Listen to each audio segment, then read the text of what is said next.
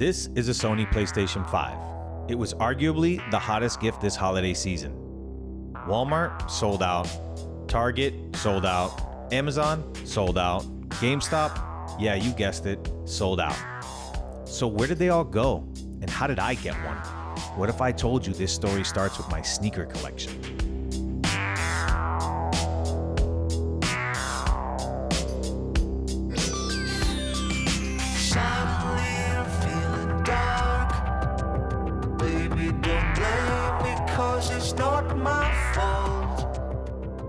I think that's what makes us stand out from any Foot Locker or Foot Action, because you can't get what we have here or there. Yeah. It's all sold out. So how did you guys get it?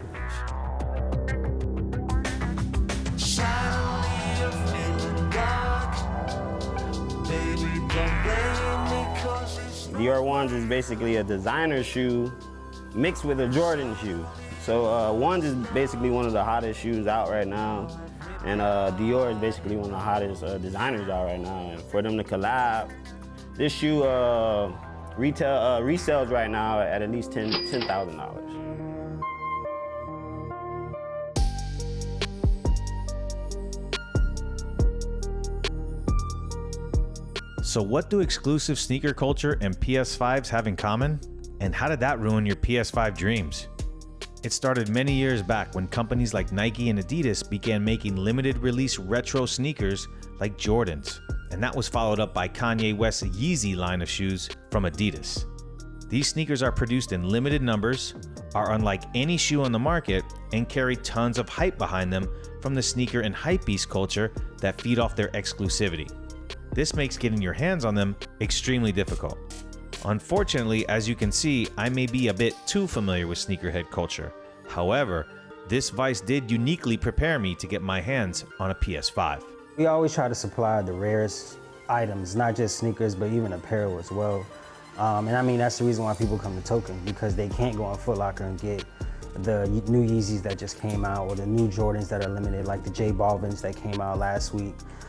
So we try to make sure that we supply all those limited products so that when they come here, we make sure that we have them. We sit and find out what's exclusive and what the streets really want, you know what I mean? Or what's gonna be a limited amount of pairs, what's gonna be hard to get. A human only can click 1 second, 2 seconds, 3 seconds.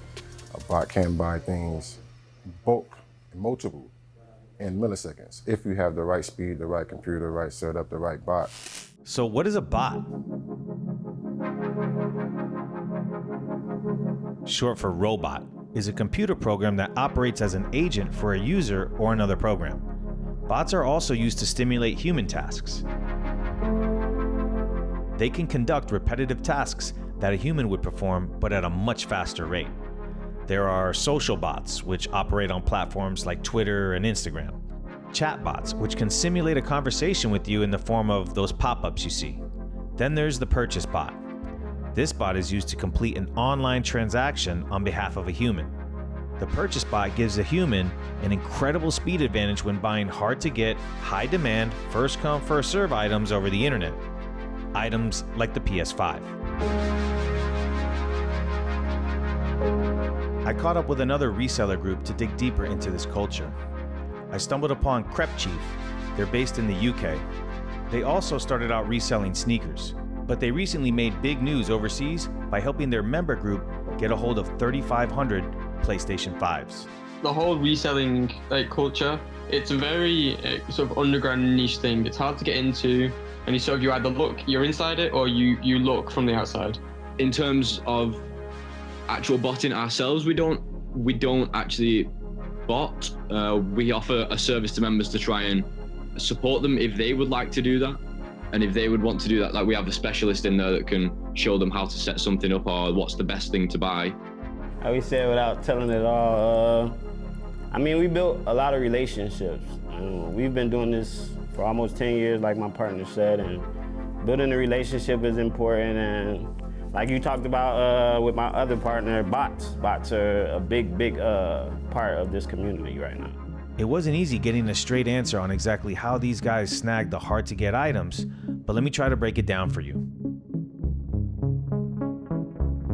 The sneaker brands I spoke about earlier, who put out those exclusive limited release shoes, They make them available mostly online through websites and other sneaker apps. Tons of regular customers in this global sneaker community, along with the reseller groups like Token and Crep Chief, have an interest to buy on the drop date for retail pricing. But there's not enough to go around for everyone, creating even more demand for the products. This scenario, combined with advances in computing technologies, created the need for an advantage, i.e. the purchase bot.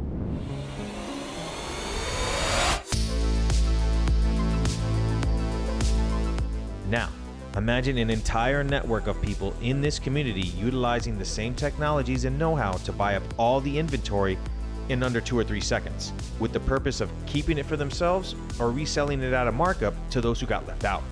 It was this same community that recognized early on the true demand for the PS5 launch and turned their attention, expertise, and bots to the coveted holiday must-have.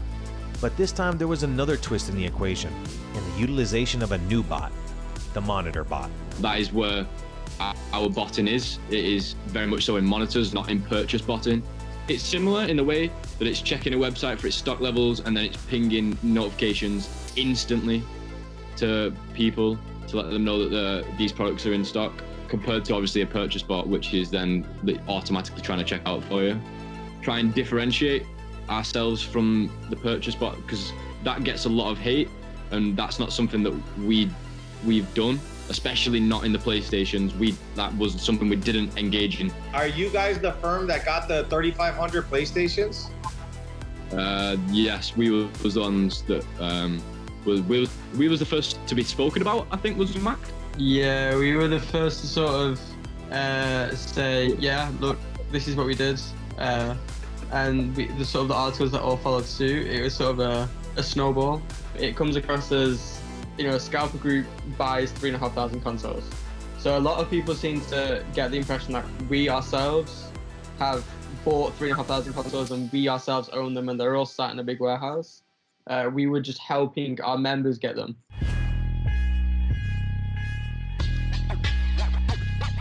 What's your favorite line, D? Most gamers are sneakerheads, and most sneakerheads are gamers. Yes, you can make a living in a bot game if you know what you're doing with the right items and the right tools and the right team, I would say. To answer the question in the beginning of this story, utilizing a monitor bot feed on Twitter is how I snagged my PS5. The Twitter feed kept kicking out notifications the millisecond there was a stock replenish on a retail website. And you had to act on the notification within seconds in order to even have a chance to get that coveted purchase confirmation email. The huge demand for the PS5 from the general public, colliding with the underground world of resellers utilizing bot technology from sneaker culture, created an insane level of demand. This, along with the pandemic forcing most purchases to an online landscape that bots could dominate, is why you didn't get your PS5. But if you're patient, you'll eventually be rewarded. As for sneaker culture and reseller communities, they're still operating as usual, and the future of this secret society remains to be seen. For Token and Crep Chief, business is booming, and the underground culture of knowing what's going to be hot before everyone else and how to get it is only growing.